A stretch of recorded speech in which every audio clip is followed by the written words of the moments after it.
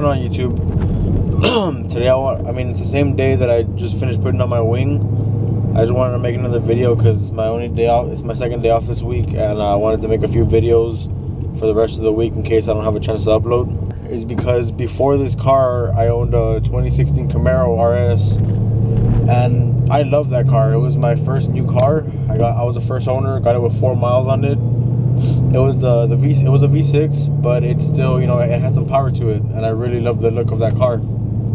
I was paying about $460 for that car, and plus insurance. I was only 19 years old when I got the car, so insurance was pretty high too. So you know what? Monthly I was paying about over $600 for that vehicle alone, and not only that, I would help out my parents with their vehicles for insurance wise. So I was paying $800 a month just to drive that Camaro. $400 for insurance for 4 vehicles, including mine, and I was paying $463 a month for the Camaro. So together I was paying $863 every month so I can have my Camaro, and I did that for about a year and a half. So about 2 months ago, I traded in that Camaro for this 2012 GT. Reason being is because this was a V8, so that's one thing. Everyone wants that V8 power. It's a little bit older, yes, but my payments went down, my insurance went down, and the amount I owed on the vehicle went down as well. So it was a win-win-win situation. I financed this vehicle at about $17,000, no money down, just straight up traded in my Camaro, and I got this one. And I got a $1,000 rolled over from my Camaro to the Mustang. I'm currently 21 years old. I'm paying less for my car. I'm making more, and I'm paying less for insurance. So I've had this car for less than 2 months, and I've already put in quite a bit of mod into it. And luckily for me, the previous owner of this car already had modifications done on the engine, so I really don't have to, worry about it. I might get it tuned later on to see if I can make more power out of it, or to see if the engine's tuned correctly. So I'm only paying $315 a month for this car. My insurance went down. I forgot how much, but I know I'm paying like almost $100 less monthly.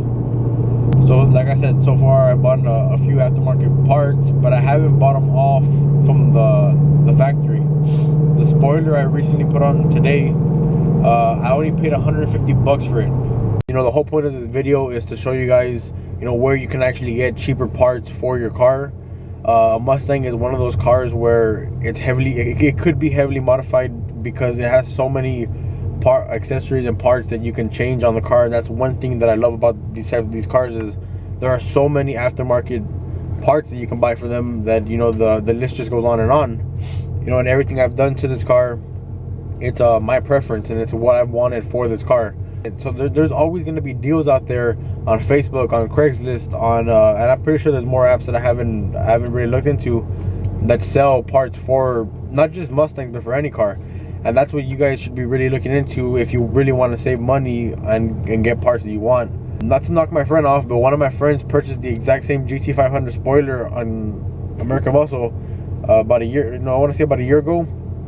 He paid $300 for it, pre-painted and everything. He installed it himself, and I was gonna do the same thing. I really was gonna purchase the same spoiler. I just needed to save up money, but like I said, I saw the ad on Craigslist and Facebook. I jumped on it, and I got the part that I wanted. So it really is, just luck at times.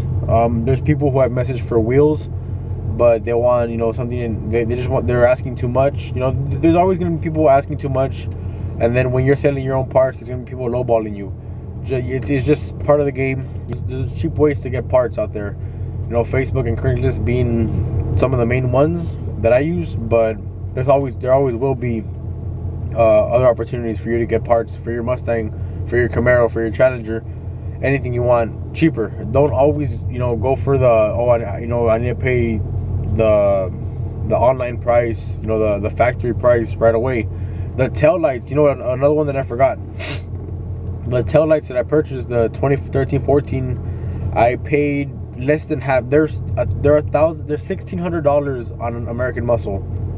That is very expensive. I bought these taillights at a used auto parts shop over in about an hour away in McAllen from where I live, and I paid only 150 for one, but about 400 for the other.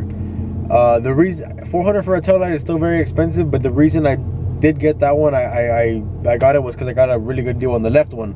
So they both evened out to about 600 bucks for both, which I saved $1,000 instead of buying them online.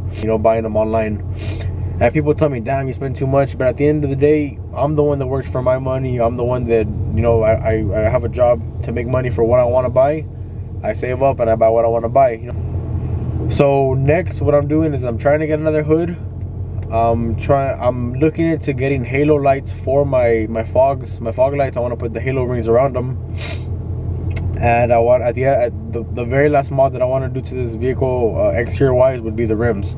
So yeah, there's always going to be parts out there, not only exterior wise but for your engine. I've seen so many intakes out there on Facebook that it's not even funny. But luckily for me, my car already has a full exhaust from the headers to the back.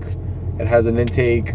The previous owner, I believe, put gears in here and a short shifter, and it has the track pack wheels. So this guy did modify it here and there, and I'm glad because it made the car, I believe because of these aftermarket parts, the car was a little bit cheaper, and it saved me money because I wanted to do the exact same thing. The only thing I'm going to change is possibly the axle back exhaust. I have some MagnaFlows right now, but I want to put a Borla on it. But at the end of the day, the Borla is the one that I'm looking into.